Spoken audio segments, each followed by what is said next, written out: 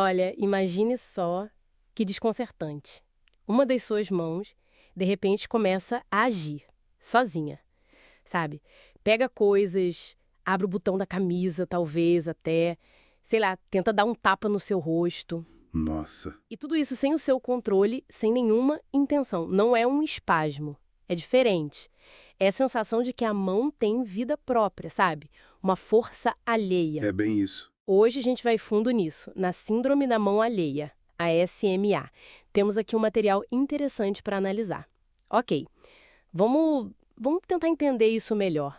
É uma condição neurológica, assim, rara, mas muito fascinante. E perturbadora, claro. Formalmente, a gente define a SMA como um distúrbio onde um membro, quase sempre a mão, né, ele faz movimentos complexos que parecem ter um objetivo. Parecem propositais, exato. Mas sem o controle, sem a pessoa sentir que quis fazer aquilo. A pessoa sente que perdeu mesmo a agência sobre aquela parte do corpo. O que intriga mais é justamente isso. A ação parece ter um propósito, mas opera fora do comando consciente. E essa sensação de perda de controle deve ser horrível. É impressionante pensar que essa ideia de eu controlo é algo que o cérebro precisa construir, né? Não é algo garantido. Pois é uma construção ativa. E os relatos ilustram bem essa angústia. Por exemplo, o tal conflito intermanual, Ah, sim. onde a mão boa, digamos, tenta fazer algo tipo abotoar a camisa. Certo. E a mão alheia vai lá e desabotoa, ao mesmo tempo.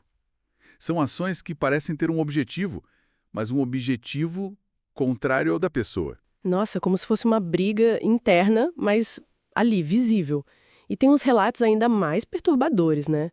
Que a gente viu aqui. Sim, tem descrições de pacientes falando que a mão tentou sufocar durante o sono. Que horror! Que Olha! desabotou a roupa num momento totalmente inapropriado, tipo no exame médico, e a pessoa desesperada querendo impedir, mas não consegue. A descrição comum é essa mesmo. Membros agindo aparentemente por conta própria, sem controle consciente. É perturbador mesmo. E aí fica a pergunta óbvia. Tá, mas o que está acontecendo lá dentro do cérebro para causar uma coisa dessas? Então a ciência mostra que a SMA vem de danos em áreas bem específicas do cérebro. Essas lesões, elas interrompem a rede que normalmente integra tudo. A intenção de agir, a execução do movimento e, fundamentalmente, o senso de agência. Aquele sentimento de fui eu que fiz, né? Exatamente, essa percepção interna. E o jeito que a síndrome se manifesta vai depender de onde foi o dano no cérebro. Existem variantes. Ah, então não é tudo igual? Não exatamente. Por exemplo, tem a variante calosa.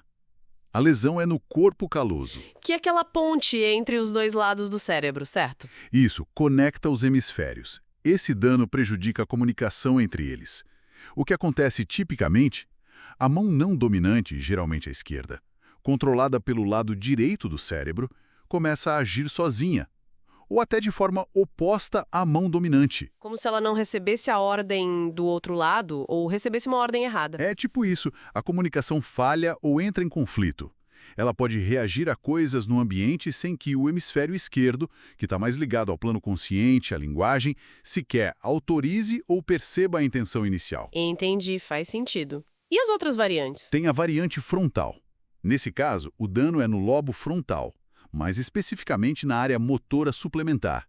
Essa área é chave para iniciar e sequenciar os movimentos que a gente quer fazer. O lobo frontal.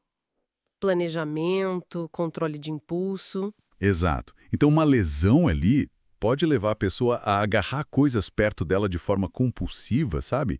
E ter dificuldade para soltar. É o chamado reflexo de preensão. Fica difícil inibir ações que são disparadas por estímulos externos. Ah, entendi. A mão meio que reage demais ao ambiente, sem filtro. Isso. E por fim tem a variante parietal. O lobo parietal é super importante para integrar o que a gente sente e para nossa percepção do corpo no espaço. Lesões ali podem até causar menos movimentos complexos. Menos ação? Talvez menos ação complexa, mas muitas vezes causam um sentimento mais forte de estranhamento. A pessoa pode sentir que aquela mão não é dela, que é um objeto estranho preso ao corpo. Afeta a imagem corporal mesmo. Nossa! Mas o ponto em comum, como o material que a gente tem aponta, parece ser uma desconexão entre diferentes partes do cérebro e Crucialmente, uma dissociação entre a execução dos movimentos e o senso interno de controle voluntário. Essa desconexão é a chave, então. Uma forma de pensar é assim. Normalmente, quando a gente planeja um movimento, o cérebro meio que prevê a sensação que ele vai causar. Ele gera um aviso interno, tipo, vai se sentir assim. Uma expectativa. Exato. Se a sensação real bate com essa previsão, o cérebro carimba. Ok, fui eu, ação minha. Na SMA, por diferentes motivos dependendo da lesão, esse processo falha. Essa etiquetagem da ação como própria não acontece direito. E é aqui que a coisa fica, uau!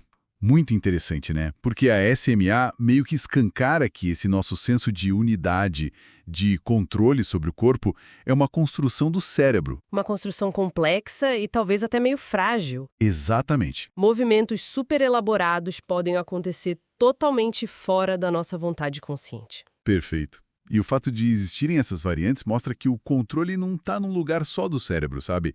Ele emerge da coordenação de uma rede distribuída, se a gente olha o quadro geral. Sim. Danos em pontos diferentes dessa rede causam jeitos diferentes do membro se tornar alheio. O sistema quebra de maneiras diferentes, com resultados um pouco distintos. Então, o que isso tudo quer dizer, no fim das contas? Parece que a SML força a gente a repensar o que é autocontrole, o que é o eu, né?